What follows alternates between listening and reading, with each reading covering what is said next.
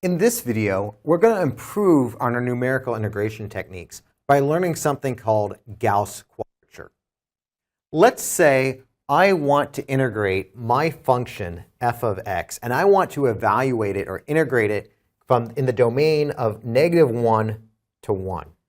Using the techniques from the last lecture, I could use Newton-Cotes technique and the trapezoid rule, and I could evaluate my function at this point and say that the area underneath my curve is approximated by this trapezoid, where the height of the trapezoid is on either side is at this point f evaluated at -1, and at this point f evaluated at 1.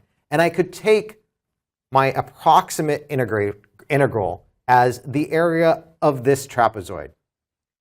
Now, you'll note that this trapezoid is not a very good approximation for the area under this curve. I'm missing quite a bit of area here, which represents an error. How can I improve on that? Well, one thing I could do is, rather than evaluating the height of my integral at the two endpoints of my domain, I could pick two interior points of my domain and dictate the heights of my trapezoid. Suppose I designed a trapezoid like this.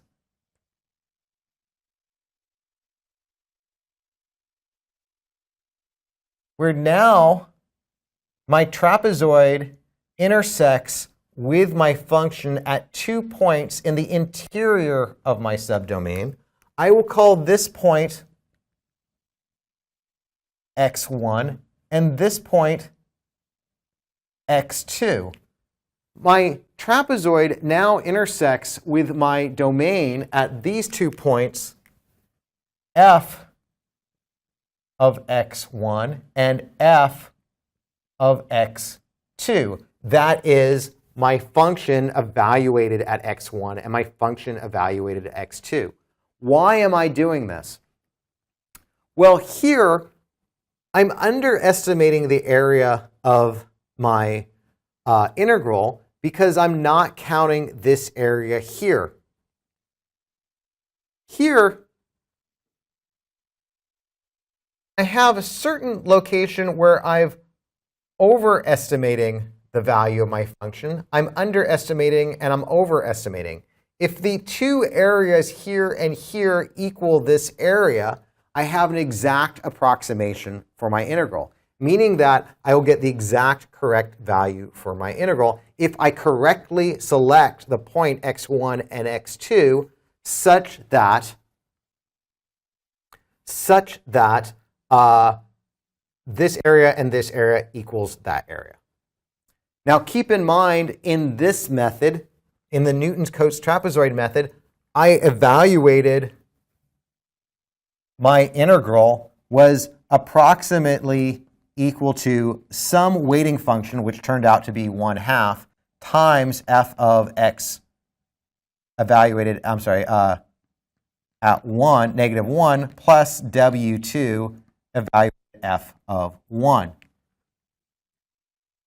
In my Newton-Cotes method, my weights might not necessarily be the same weights I used here. In this case, w1 was 1/2 and w2 was 1/2. So now I am looking for a new approximation for my integral, which should be much closer to the correct value of my integral. I'll call that this equal to I, where I need to find w1 will be multiplied by f x1, and I don't know what x1 is, plus w2 f evaluated at x2. So now I need to find what is this x sub 1 and what is this x sub 2, and I need to find the weights w1 and w2. How am I going to find those values? Well, what I'm going to do is I'm going to assume that this approximation for my integral will be perfect as long as the integral I'm trying to solve for is a polynomial. let's see what that does for me.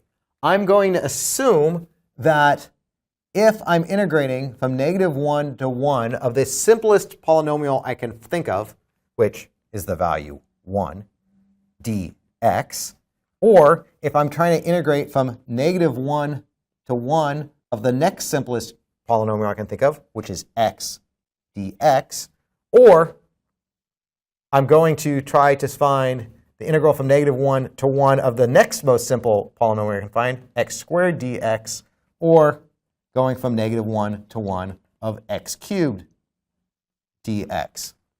Let's see what happens.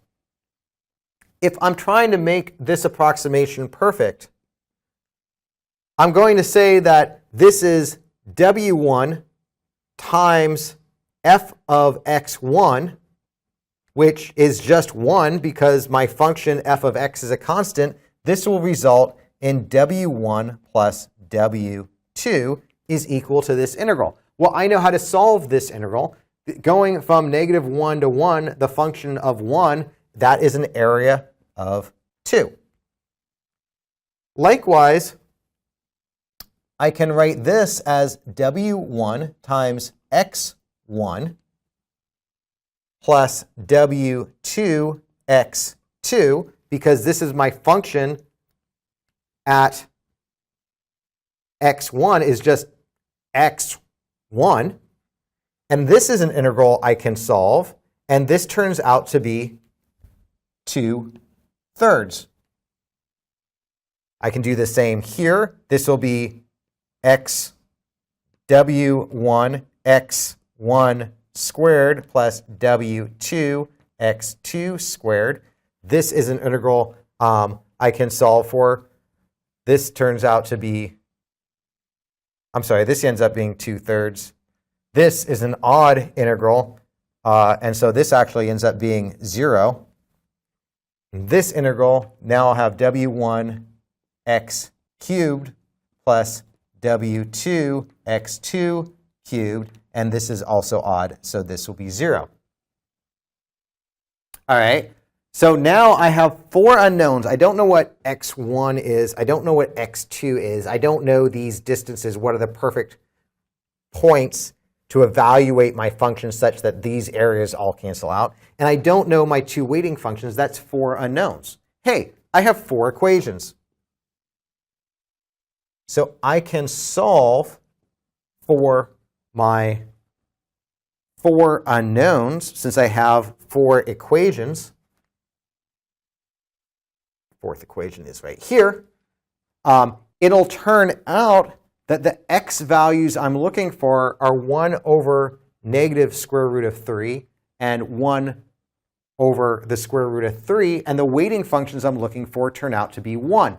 So what this means is that my formula for my first order Gauss quadrature turns out to be my weight value, which I told you we solve these and we'll get 1 for w1, f of -1 over the square root of 3 plus my weighting function, which turns out to be 1 over times f of 1 over the square root of 3. And I can use this as a pretty good approximation for an integral for any function f integrated from -1 to 1. Now here, I'm still using an approximation of a trapezoid. I could improve this by selecting a third point somewhere in the middle. Instead of approximating with a trapezoid, approximate with a shape where the top is a quadratic. That would improve my value. We won't go through that now. However, what we'll end up with is my function evaluated at 3 points with 3 different weights. And I can tell you what that result is.